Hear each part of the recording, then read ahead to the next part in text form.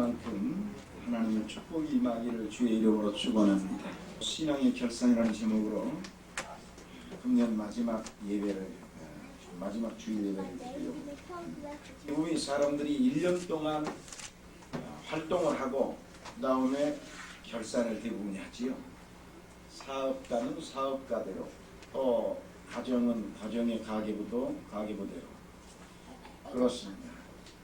육신이 보통 살아가는 데 있어서 자신들의 그 1년 동안을 돌아보고 무엇가 부족했나, 무엇가 또 많이 이익을 남겼나, 이런 것을 쭉 결산을 합니다. 대부분의 사람들이 육신적인 세상적인 것은 결산을 잘 하는데 영적인 것은 결산을 안 하는 것 같아서 우리도 영적인 신앙의 결산을 한번 해보자는 겁니다. 신앙의 결산이란 뭔가? 신앙이란 믿음입니다. 내가 1년 동안 얼마만큼 하나님을 어떤 면에서 잘 믿었나 못 믿었나, 아니면 내 믿음이 성장했나 성장하지 못했나, 이와 같은 것을 한번 생각해보고 어떤 부분에서 우리는 믿음이 성장하는 것이 가장 축복의 길로 가는 길인가를 생각하고자 하는 것입니다. 오늘 이 본문 말씀에 보면 육신에 속한 자, 곧 그리스도 안에서 어린아이들을 대함과 같다, 그렇게 말을 했습니다. 이것은 바울 사도가 복음을 전할 때도 하나님을 믿던 그 성도들의 신앙이 세월이 가면서 자라지 않는다는 얘기입니다. 즉 믿음을 결산해 보니까 아직도 어린아이같이 까마득하게 성장하지 못하고 있다는 것입니다. 그래서 어려운 말로는 도저히 못 가르치겠고 쉬운 말로, 그래서 젖으로 하고 밥으로 하지 아니했다, 이 말은 어린아이한테, 이빨도 나지 않은 어린아이한테 딱딱한 밥 주면 못 먹지요. 마찬가지로 하나님 안에서의 은혜의 진리를 전파해도 잘 알아듣지 못하고 성장하지 못하는, 한마디로 신앙이 성장하지 못하는 것을 비유해서 말씀하고 있습니다. 우리가 1년 내내 하나님 앞에 예배드리고 하나님을 찬양하고 기도하고 섬겼습니다. 그런데도 불구하고 우리가 마치 꼭 어린아이 같아가지고 아직도 하나님의 진리의 성령의 말씀을 잘 받아들이지 못하여서 믿음이 성장하지 못하는 사람들이 많습니다. 오늘은 이 신앙의 결산이란 이 믿음의 결산을 우리가 정말 잘 할 수 있도록 한번 되돌아보고 다가오는 대망의 새해를 맞이해야 되겠다 하는 생각입니다. 마태복음 17장 1절에 보면은, 1절 이하에 보면은 변화산의 말씀이 나옵니다. 이 말씀에 보면 예수님께서 베드로와 요한과 야고보를 데리고 산에 올라가서 기도를 열심히 하고 있는데 갑자기 용모가 하얗게 변했습니다. 이 놀라운 광경을 베드로가 요한이 보았습니다. 참으로 황홀한 신비한 광경이었습니다. 이런 생전 처음 이런 놀라운 장면을 보았던 베드로와 요한은 주여 주여 여기가 좋사오니 우리가 여기에다 천막 3개를 짓고 하나는 모세를 위하여, 하나는 주를 위하여, 하나는 엘리야를 위하여 천막을 짓겠다고 했습니다.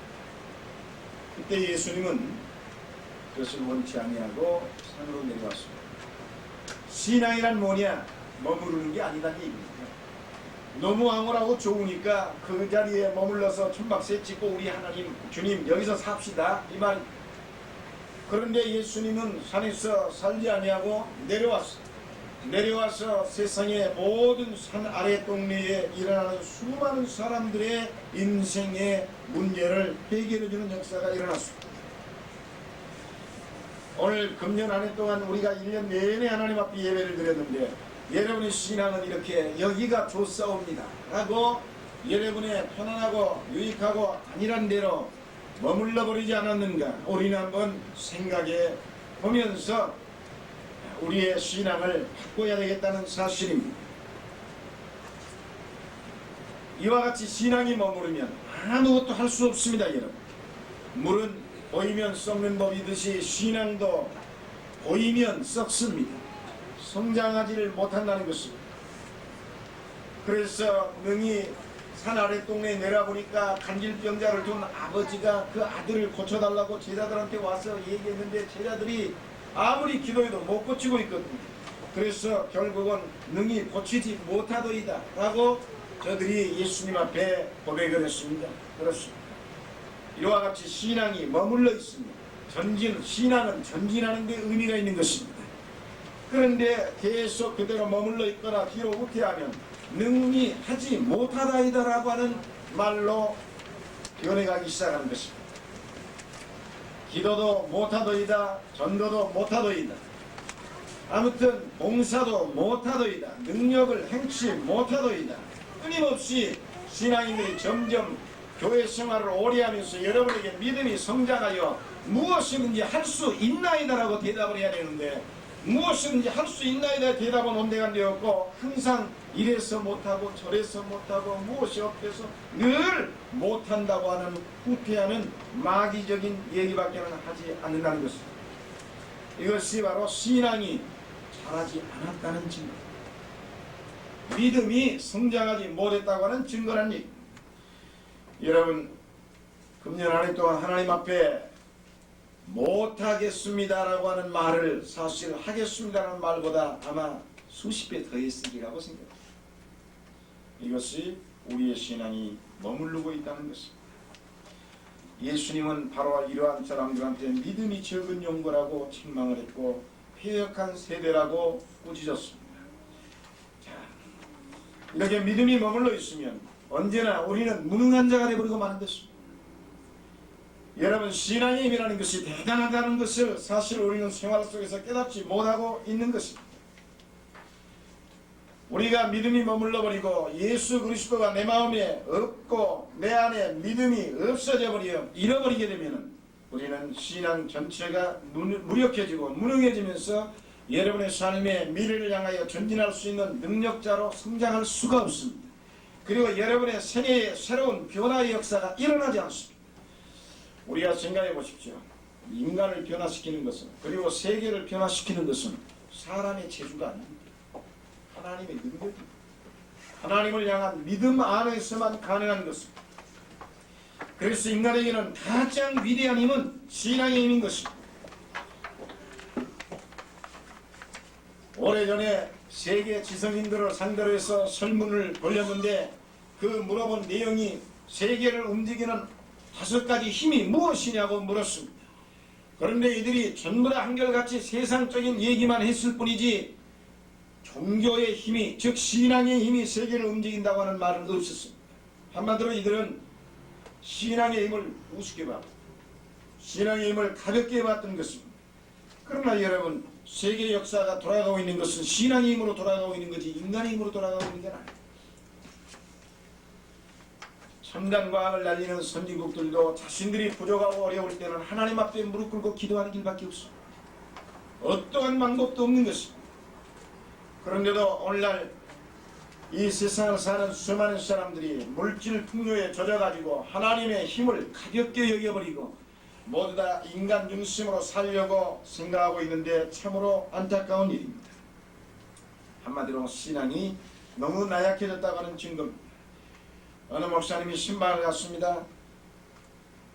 교회에 나와서 신방을 갔더니 그분은 다른 교회에서 오랫동안 집사님 생활로 교회 생활을 열심히 하고 있었다고 하는 것입니다. 그래서 이 목사님이 물었습니다. 그러면 집사님 남편은 예수를 믿습니까? 그러니까는 아니요. 그러면 남편 구원을 위해서 기도를 좀 많이 하셔야 되겠습니다 라고 하니까, 그러면서 집사님은 남편에게 지금까지 예수 믿으라고 몇 번이나 전도해 보셨습니까? 물었습니다. 그러니까는 한 번도 안 했습니다. 그러면서 대답하기를 이렇게 대답을 했습니다. 목사님, 전도를 못한 건 미안합니다만은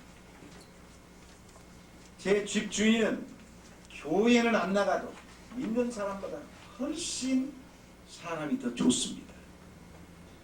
이 말은 모르면 이 부인이 예수를 무엇 때문에 믿는지도 모르고 믿는 거예요. 무엇 때문에 믿는지도 모르고 믿는 거예요. 신앙이 뭔지도 모르고 지금 오는 겁니다. 이 부인의 생각은 자기는 모든 것이 아마 사람이 좀 못돼서 예수를 믿나 보다 이렇게 생각했나 보죠. 그러니까 자기 남편은 예수를 안 믿어도 사람이 좋으니까 교회 다닐 필요 없다, 아마 이렇게 생각했다. 오늘날 신앙을 이렇게 생각하는 사람들이 너무 많습니다. 대간절 자신이 예수를 믿으면서도 이 믿음이 뭔지도 모르고 내가 왜 예수를 믿어야 하는지도 몰라. 단순히 죄짓지 아니하고 세상적으로 온전히 타락하지 아니하고 도덕적으로 율법적으로 흠이 없고 이와 같이 사람이 좀 정직하고 거짓말하지 아니하고 자신에게 따뜻하게 잘해주면 이 사람은 예수 믿을 필요가 없다고 생각하는 것 같습니다. 신앙은 도덕적이 아닙니다. 신앙은 윤리성이 아닌 겁니다. 신앙을 그렇게 생각해서는 안 됩니다. 기독교의 신앙이란 믿음으로 현실을 극복하며 믿음으로 남의 영혼까지 건져내는 중대한 안타까움에 부러지는 아픔을 느끼는 것이 신앙인 것입니다. 사람의 윤리관계가 아니라는 것입니다. 오늘 우리는 대부분이 신앙을 하나의 윤리관계로 생각했어요. 여러분은 전부 다 도둑놈 같고 못되고 도둑질해서 그러면 교회 나옵니까? 그런 짓 안 하려고 변화받으려고 교회 나오십니까? 그렇지 않습니다. 신앙이라는 그런 게 아닙니다. 오늘날 수많은 성도님들이 교회를 다니면서도 자기 남편 구원하려고 하는 데에 전혀 관심이 없습니다. 설령 관심이 있다 할지라도 하나님 앞에 울부짖고 통곡하고 절야하며 금식하는 그런 애틋한 진정한 마음이 없습니다. 단순히 나 혼자 예수 믿고 그냥 당신 교회 나가 몇 번 했다가 안 하면 지 인생 지가는 거지 하고 관심도 없습니다. 그러면서도 사랑한다는 말은 굴뚝같이 합니다. 내 남편은 사랑한다. 내 남편 없으면 못 산다. 이 참으로 안타까운 일입니다. 대간절 존재 가치도 모르는, 내가 예수를 믿어야 되는 건지도 모르는 신앙이란 결코 그런 것이 아닙니다. 여러분, 신앙이란 전혀 불가능한 것을 가능케 만들고 인간의 절망을 소망으로 바꿔주는 것이며 인간의 모든 염려와 근심을 평안한 쉼을 얻게 해주는 자유함을 주는 것이 신앙입니다. 우리는 가난하고 못나고 부족하기 때문에 예수 믿는 것이 아닙니다. 신앙은 그러한 것만을 해결해 주는 것은 아닌 것입니다. 사랑하는 성도 여러분, 어찌하든지 우리의 신앙이란 하나님을 신뢰하는 것입니다. 하나님을 신뢰하고 하나님을 철저하게 믿고 하나님의 방법과 법칙을 쫓아서 그 하나님의 백성으로서의 거듭난 하나님의 법도를 쫓아 하나님을 영광스럽게 하는 데에 우리가 성장해 가기 위해서 믿음이 필요한 것입니다. 그렇기 때문에 오늘 사랑하는 성도 여러분, 우리는 단순히 교회 나가서 내 인생의 축복을 요구하기 위해서 교회 다닌다, 내 마음의 절망을 위로받기 위해서 교회 다닌다, 이와 같이만 생각하면 안 됩니다. 하나님의 뜻을 이루기 위해서 우리는 믿음으로 전진해가는 절대적인 노력이 필요한 것입니다. 그런 만큼 우리는 하나님을 신뢰하고 정말 대다수만한 믿음만이라도 가지고 산을 움직이는 역사가 일어난다고 했으니 오늘 우리 모두 다 하나님 안에서 금년 한 해를 되돌아보며 우리의 지나온 믿음의 생활을 다시 정산해버리고 하나님 안에서 성장해가는 역사로 정말 여러분의 생애에 놀라운 변화가 일어나기를 주의 이름으로 축원합니다. 자, 무엇을 결산할까요? 우리의 이 믿음에 무엇을 결산할까요? 첫째로 영접지 못한 신앙을 결산합시다. 교회 다니면서도 예수 영접하지 않고 다니는 사람 많습니다. 영접하는 자 곧 그 이름을 믿는 자들에게는 하나님의 자녀가 되는 권세를 주셨으니 요한복음 1장 12절의 말씀입니다. 최소한도 여러분이 교회에 앉아 있으려면 주님을 영접하는 변화가 일어나요. 어려서부터 그냥 주일학교 다니다 보니까 교회가 나와. 그저 누구에 의해서 그냥 저기 하니까 내가 예수를 믿으려고 교회를 왔는데 여러분이 와가지고 여러분의 생각과 사상과 뜻이 안 맞으니까 마지못해 그냥 날락날락거리고 앉아있는 거, 그리고는 설교 말씀만 듣고 왔다 갔다 하는 거, 이것은 아직 여러분이 하나님을 믿는 게 아닙니다. 영접하는 역사가 일어나요. 여러분 예수 믿으면서 예수를 영접지도 아니하고 믿는 사람들이 너무 많다는 사실입니다. 이게 믿어지지 않는다고요? 실제적으로 그렇습니다. 오늘 우리가 그리스도를 영접해야 한다 이 말은 사실 회개하라는 말과 같은 거죠. 우리의 모든 죄, 우리의 모든 지난날의 잘못된 것 다 청산하고 그리고 나의 인간의 욕망과 탐욕을 포기하고 실제적으로 내 뜻대로 살려고 했던 내 고집을 꺾어버리고 정말 예수를 믿는다면 우리는 그 예수를 나의 생명의 구세주 그리스도로 영접하는 데서 믿음은 출발하는 것입니다. 이 믿음이 진실한 믿음이 될 수 있고 하나님을 영화롭게 하며 여러분의 생애를 정말로 모든 것을 변화시킬 수 있는 믿음이 있습니다. 교회를 오래 다닌다고 해서 믿는 자가 아닙니다. 예수를 영접하면서 믿음을 출발합니다. 이스라엘 나라의 전설 얘기가 이런 얘기가 있습니다. 어떤 아버지가 7살 난 자기 아들을 등에 업고 가고 있었습니다. 그런데 그 아버지의 친구 한 분을 만났습니다. 그 친구가 길거리에서 이 등에 업고 가는 자기 아들을 업고 가는 친구를 만나가지고 그 친구한테 물어보기를 아니 등에 업힌 아이는 누구냐? 라고 물었습니다. 그러니까 내 아들일세. 그래 대답을 했습니다. 그랬더니 이번에는 이 친구가 그 등에 업힌 아이한테 물었습니다. 너를 지금 등에 업고 가는 저분은 누구냐? 너의 아버지냐라고 물었습니다. 누구냐고 물으니까 모른다고 그랬어요. 그러니까 아니 이 친구가 이 녀석이 농담하는 줄 알고 야 이놈아 너 네 아버지인데 넌 네 아버지가 지금 너를 업고 가는데 네 아버지도 모른단 말이냐? 라고 말했습니다. 그러니까 이 아이가 난 몰라요. 그러면서 이 아이는 이렇게 대답을 했습니다. 나를 업어준다고 다 아버지인가요? 이 이야기는 우리에게 충격적인 교훈을 주고 있습니다. 오늘날 신앙인들이 이와 같다 이 말입니다. 세상에 하나님이 기가 막힌 일 아닙니까 여러분? 아버지는 아들을 사랑해서 다 자란 자식을 등에 업어까지 주면서 사랑을 해주건만 이 자식은 그 아버지의 사랑도 뭣도 모르고 있다. 그리고 아버지인지도 모르고 있는 거예요. 세상에 이처럼 답답한 일이 있습니다. 이런 신앙도 똑같습니다. 오늘날 하나님께서는 우리를 사랑하셔서 여러분의 사사건건 보호하고 지켜주시고 우리에게 축복을 주시지만 우리는 깨닫지를 못하고 영접지도 아니야. 그냥 내 인간 중심으로 내 뜻대로 교회를 다니고 있는 겁니다. 그리고는 내 마음에 안 들면 안 나와. 그리고 내 마음에 안 맞으면 안 해.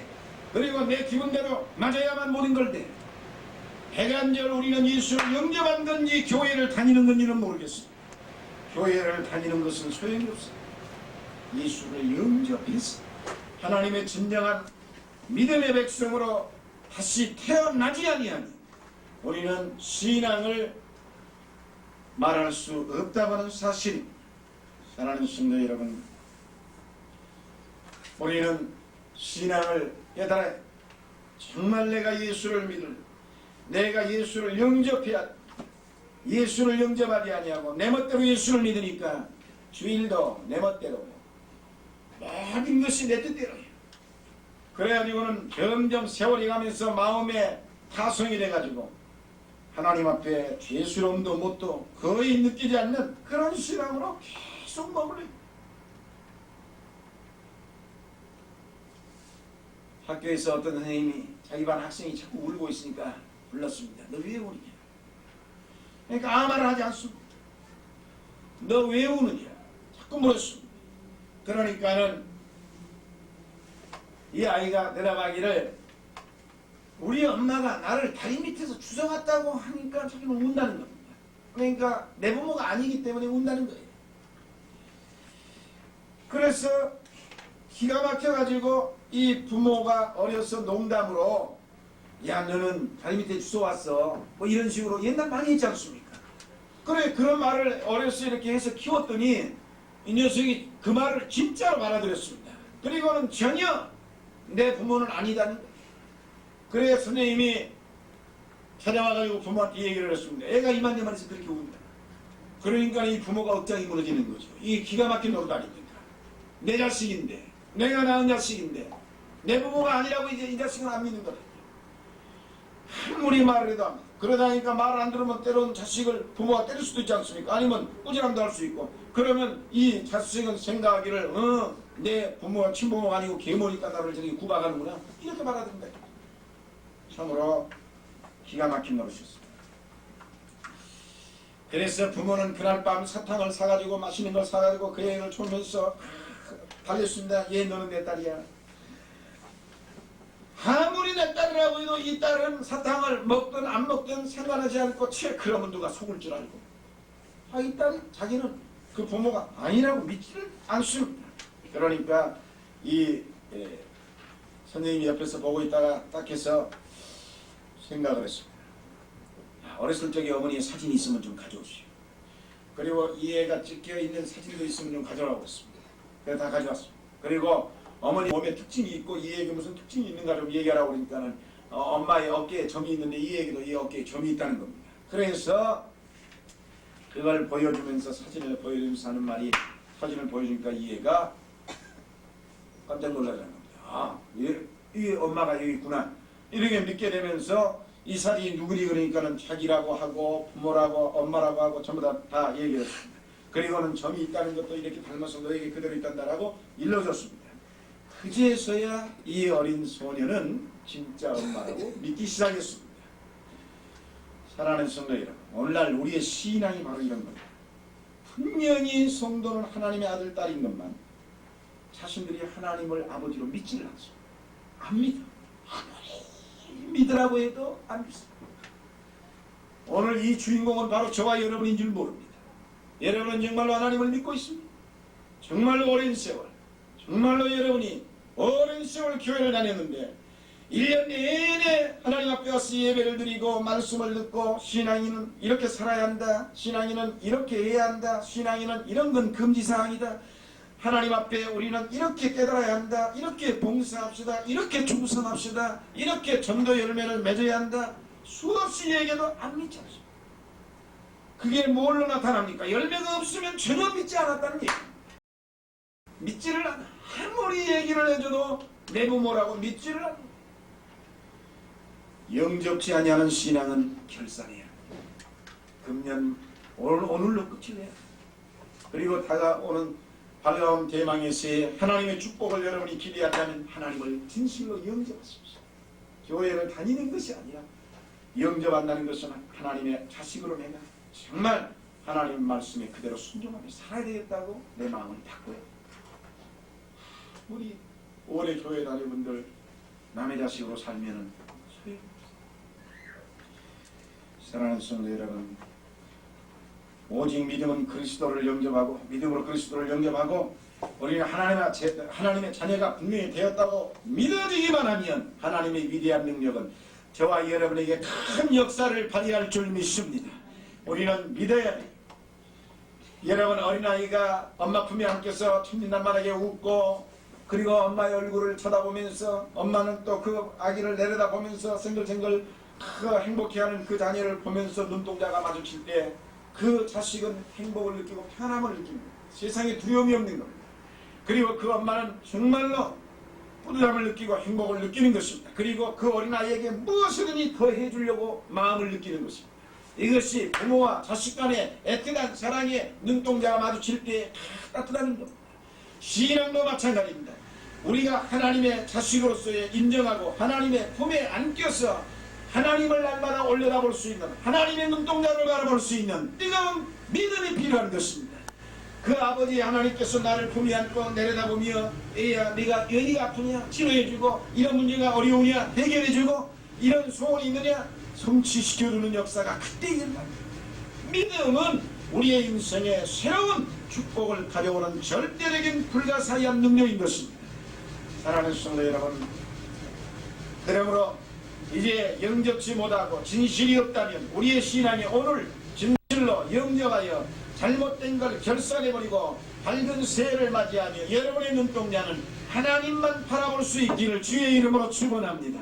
둘째로 무엇을 결산할까요? 하나님과의 바른 관계를 맺지 못한 믿음을 결산해야 되겠습니다. 하나님과 바른 관계를 갖는다는 것, 하나님은 그것은 바로 하나님을 바로 알고 바로 믿고 바른 관계를 가져야 한다는 말입니다. 여러분, 다윗왕은 수많은 죄를 졌습니다. 그는 사람도 죽이고 많은 죄를 졌습니다. 그로 말미암아 그에게는 평생의 괴로움이 많았습니다. 자녀들로부터 완전히 그 압살롬 아들이 자기를 쫓아내서 반란을 일으켜 쫓겨가기도 하고 수많은 고난과 고통을 겪었습니다. 자기 아우인 솔로몬이 왕이 될 것 같으니까 이 형인 압살롬이 다윗 왕을 쫓아냈습니다. 그리고는 반란을 일으켜 정권을 잡으려고 정말 쿠데타를 일으킨 거죠. 그러면서 그가 다윗이 쫓겨가고 있을 때에 한마디로 시므이라고 하는 이 다윗 왕일 때 충성했던 이 장군이 오히려 쫓겨가는 다윗을 저주했습니다. 그때 다윗을 따라 나섰던 이 부하 하나가 칼을 뽑아들면서 저놈을 당장 가서 죽이겠다고 감히 자기가 섬기던 왕을 저렇게 저주하다 이거죠. 그때에 다윗 왕은 이렇게 말했습니다. 하지마. 지금 하나님께서 시므이를 통하여 나에게 하신 것이다. 한마디로 나와 하나님과의 바른 관계가 맺어지지 못한 걸 그는 얘기하고 있는 겁니다. 자기에게 자기 자식을 통하여 자기가 섬기던 자기의 부하를 통하여 수없는 저주와 고난과 환난과 고통을 당하는 엄청난 시련을 겪는 이 판에 하나님 앞에 원망이 아니라 내가 하나님과 나와의 신앙의 관계가 바로 됐는가를 지금 얘기하고 있습니다. 이게 신앙, 이게 믿음이라는 거예요.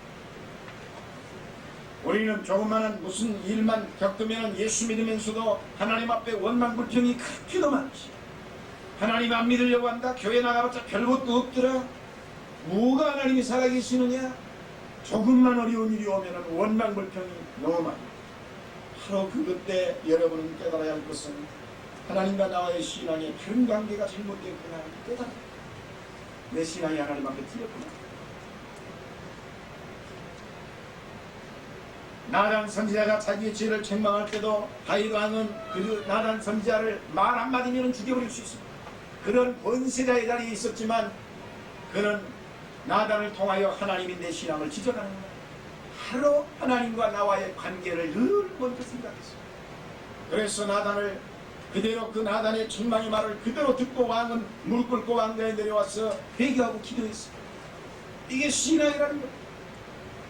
하나님과의 나와의 관계를 늘 정립할 줄 아는 신앙이 필요합니다. 우리는 어려운 일이 있을 때 남에게 책임 전가시키는 일이 있어서는 안 됩니다. 전부 다 그것은 바로 내 탓이오라고 받아들여야 합니다. 나와 하나님과의 신앙의 관계가 잘못되어 있구나라고 받아들여야 합니다. 그런 어려움과 시련과 환난이 올 때마다 하나님과 나와의 신앙의 관계를 내가 바로해야 되겠다고 생각해야 되는 것입니다. 그때 우리에게는 조건 없는 하나님의 축복이 주어지는 줄 믿는 것입니다. 나에게 물질적 손해가 올 때 하나님 앞에 내가 물질 관계를 잘못했구나 깨달을 줄 알아요. 내가 남에게 억울한 말을 듣고 억울한 일을 당할 때는 내가 그 사람을 미워할 게 아니라 내가 남을 얼마나 억울하게 했으면 하고 하나님 앞에 내 신앙을 바로 세워야 하는 것입니다. 나에게 원치 아니하는 질병이 왔을 때 바로 내가 건강할 때 내 육신을 위해서 마음껏 써버렸더니 하나님께서 나에게 이 기회를 깨닫게 주시는구나 라고 하나님과 나와의 관계를 바로 세워야 합니다. 이것이 신앙이요 믿음이라는 것입니다. 하나님과의 관계가 바로 만들면 모든 문제는 다 해결되어지고 오히려 합력하여 선을 이루는 조나 이목이 되는 하나님의 역사가 있다는 사실을 우리는 믿어야 합니다. 어느 털보라고 하는 동네에 깡패가 있었는데 이 사람이 어느 날 예수를 믿게 됐습니다. 그리고는 변화되어 집사님이 됐습니다. 그리고는 집사님 돼서 11조 생활도 잘하고 열심히 살았습니다. 그래 하나님이 축복을 해줘가지고 진돗개를 수백 마리를 키웠습니다. 지금부터 한 10년 전인가 그 개 많이 키워가지고 돈 많이 벌었었습니다. 그때 한참 서울에서도 개 키우는 게 많았습니다.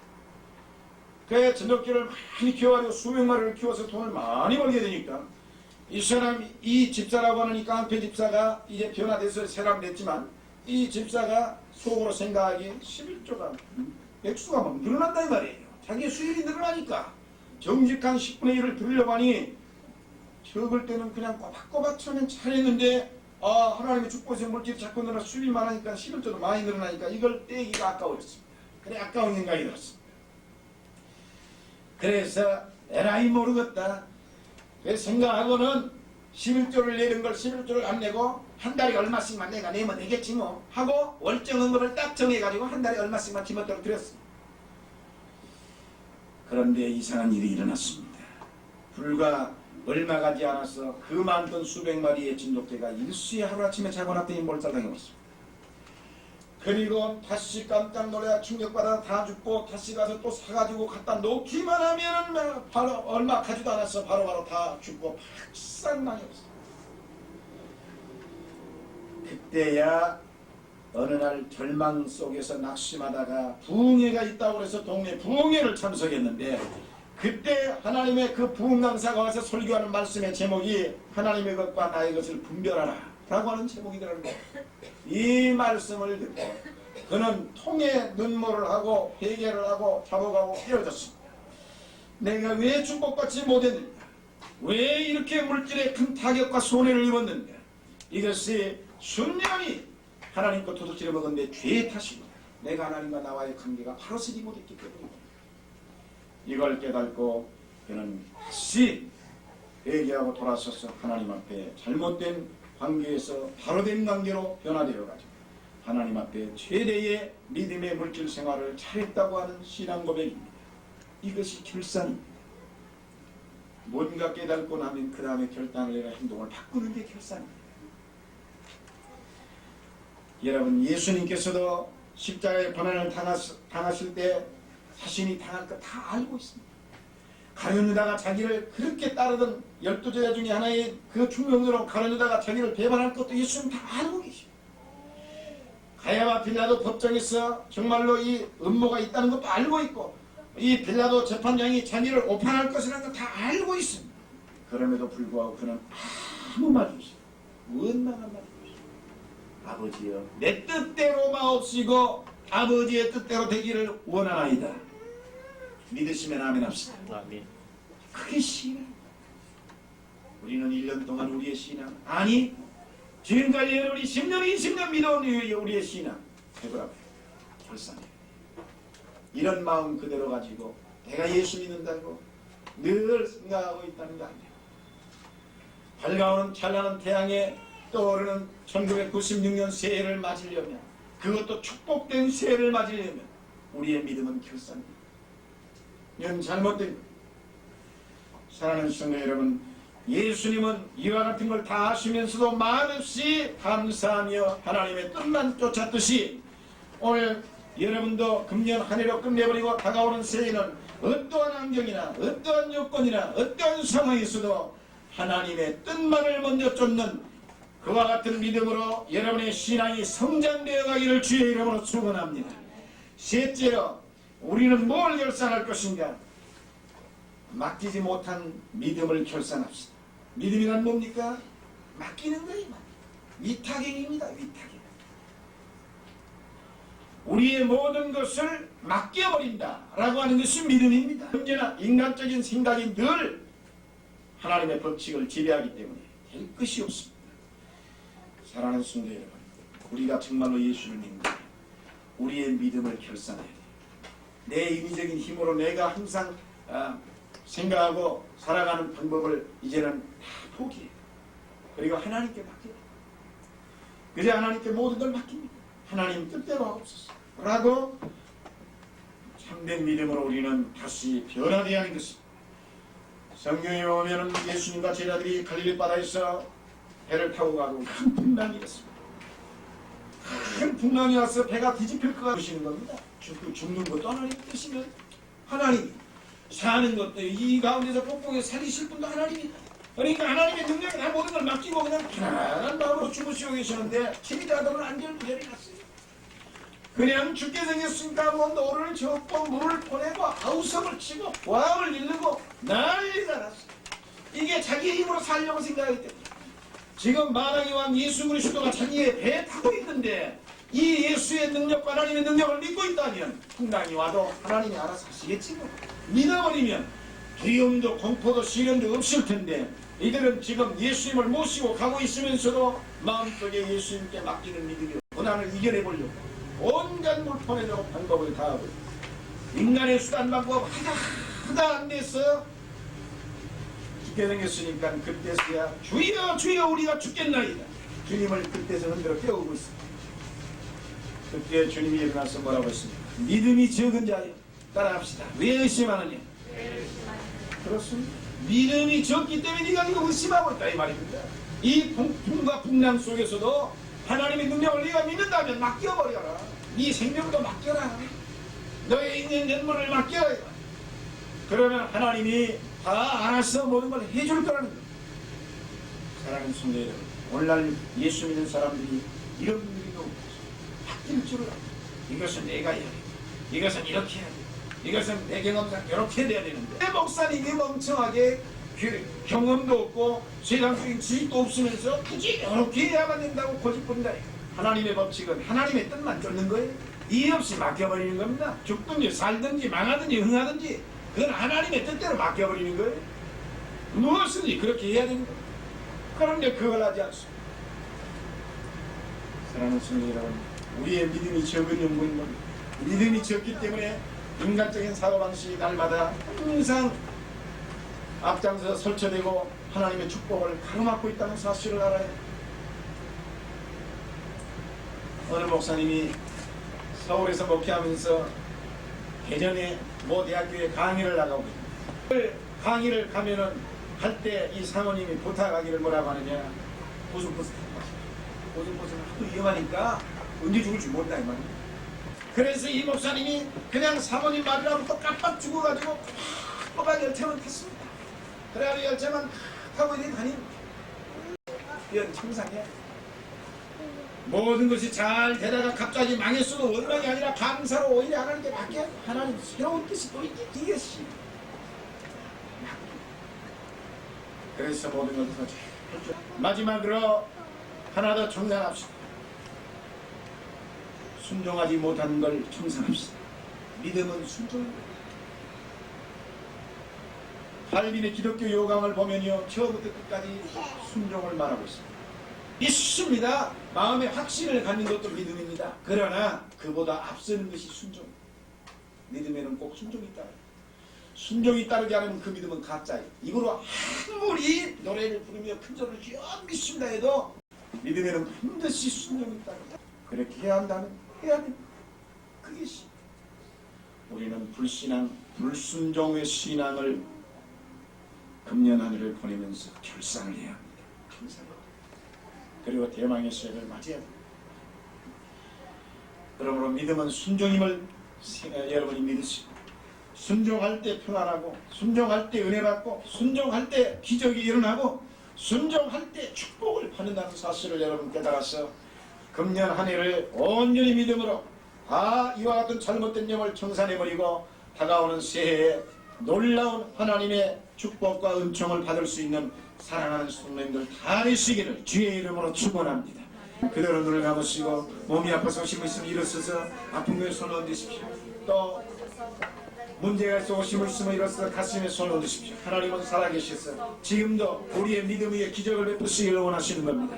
제가 여러분을 위해 기도하겠습니다. 선한권에 많으신 아버지, 오늘 이것이 하나님의 새로운 생명의 말씀을 우리의 이루심을 감사를 드립니다. 주님의 놀라운 믿음의 역사가 우리에게 불같이 쏟아지게 하여 주시옵소서. 아버지, 주님 말씀하시기를 병든자에게 손을 내도 기도하면 나으리라고 하셔서 우리는 주님의 그 말씀을 믿고 의지하여 일어서 아픈 데 손을 얹었나이다.